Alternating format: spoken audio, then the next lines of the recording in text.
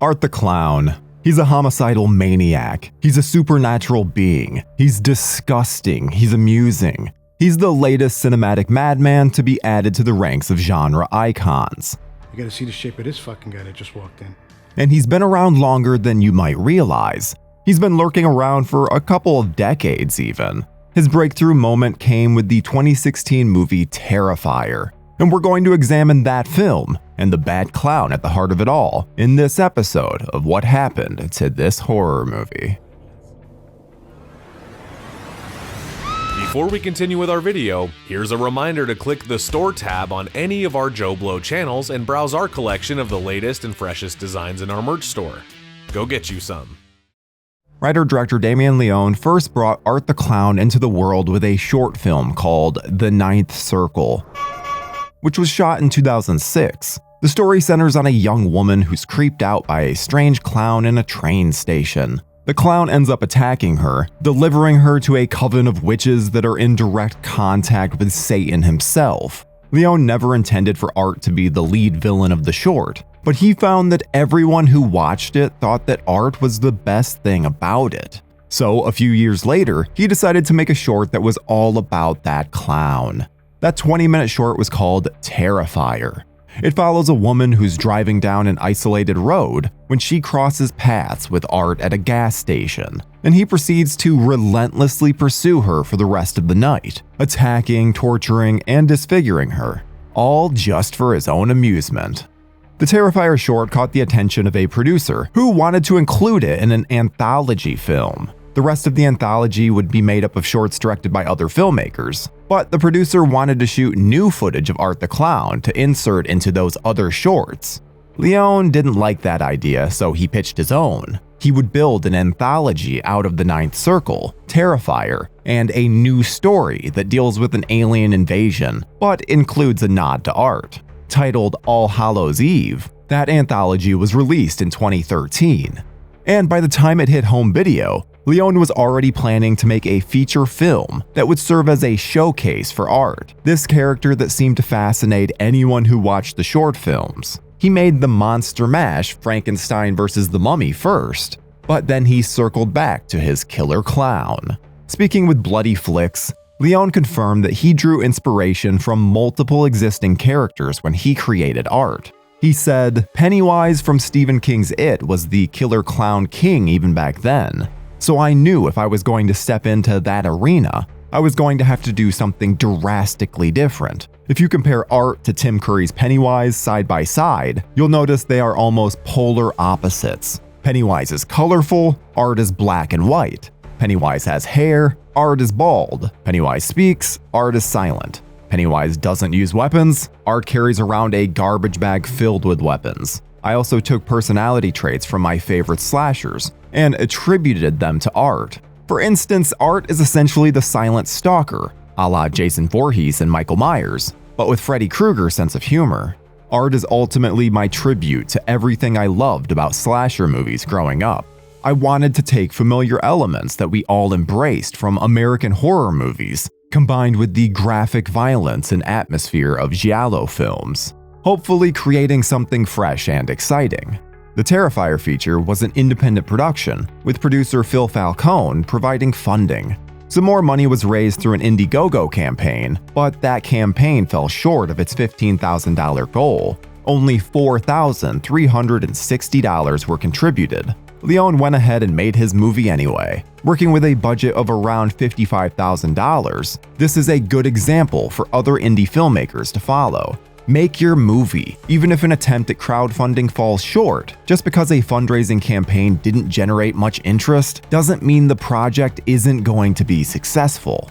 And just because the Terrifier feature was going to be an hour longer than the short didn't mean the plot had to get overly complicated. Leone crafted a very simple story for the film. It starts with two young women, Tara and Dawn, heading home from a party on Halloween night. They decide to stop by a pizza place so that they can sober up a bit, and in walks Art the Clown. Once Tara and Dawn have caught his attention, he dedicates himself to ruining their night. He stalks, tortures, and kills them, and pretty much everyone else that he happens across. There is no intricate backstory given for Art. no motivations. There's nothing going on but sadistic mayhem. There are extended stalk and slash sequences with Art doing things that are weird, gross, and disturbing. Leone's approach was to make the movie feel like a fever dream, with a relentless sense of dread, and he succeeded. Jenna Cannell was cast as Tara, with Catherine Corcoran as Dawn. Samantha Scafidi plays Tara's sister Victoria, who gets pulled into the horrific events. Some of the other victims include characters played by Puya Mosini, Matt McAllister, Michael Levy, Gino Caffarelli, and Eric Zamora. Katie McGuire, who played a babysitter in the All Hallows Eve wraparound story, also shows up, playing a different character here, but one who still has the same bad luck. The project hit a bit of a speed bump when Mike Gianelli, who played Art in the short films, decided not to return. He was replaced by David Howard Thornton, a stage actor with a background in mime and physical comedy. That experience was greatly beneficial to his performance, as Thornton was able to make the silent killer even more unnerving. Leone told Clout Communications, "Everything people loved about Art was a testament to how Mike Gianelli portrayed him, and now I had to start from scratch. Very frightening indeed, but as luck would have it, David came in for an audition one day, and my producer and I immediately knew this was our guy. David pantomimed the act of stabbing someone to death and sawing their head with a great exuberance and glee. He's also extremely animated, tall and thin. I always envisioned Art to be a more slender build, and I was excited to see what little quirks and nuances David could bring to the character. Working with David was a total delight from start to finish." Terrifier was made to specifically let viewers watch Art do his thing for a longer period of time. We might connect with other characters and hope that they'll get away from this insane clown, because nobody here deserves what Art does to them.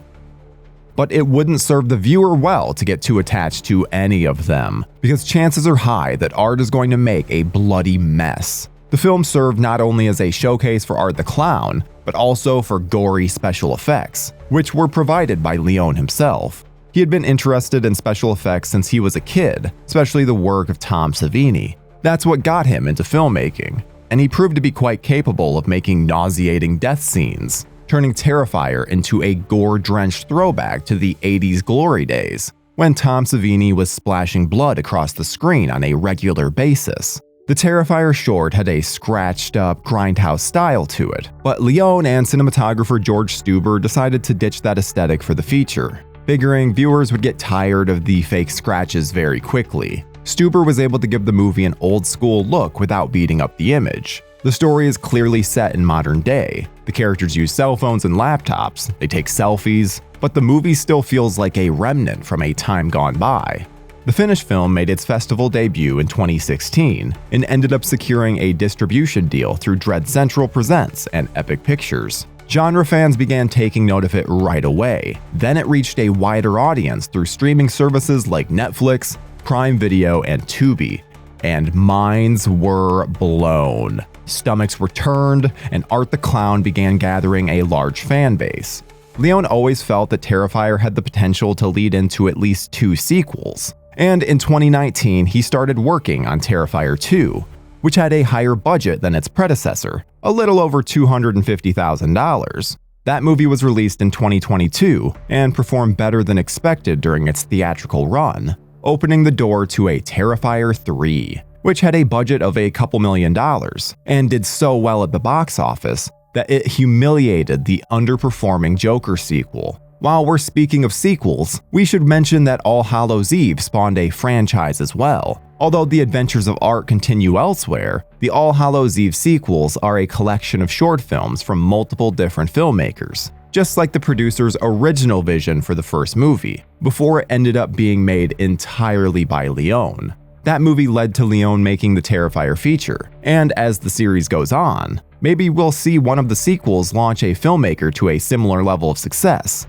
Either way, we have 2 separate franchises to enjoy. Damien Leone was able to come up with a character that appealed to viewers to a surprising degree. Even the filmmaker himself was surprised by how interested people were in Art the Clown, but he went with it, endeavoring to give the people what they wanted. They asked for more, so he gave them more. And even though he made it disgusting, people loved it. There have been ups and downs along the way, but the Terrifier franchise is a great success story, and an example of how to build on that success. This is shaping up to be a substantial franchise. Art the Clown is still out there. He's more popular than ever, with fans who just can't seem to get enough of him.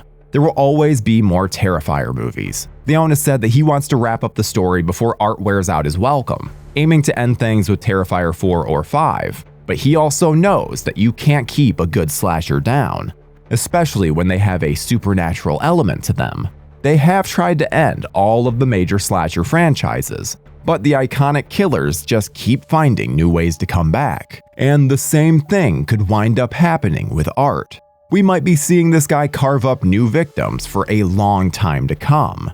So keep your stomach strong, because there's always more blood and guts to be spilled when Art the Clown is around.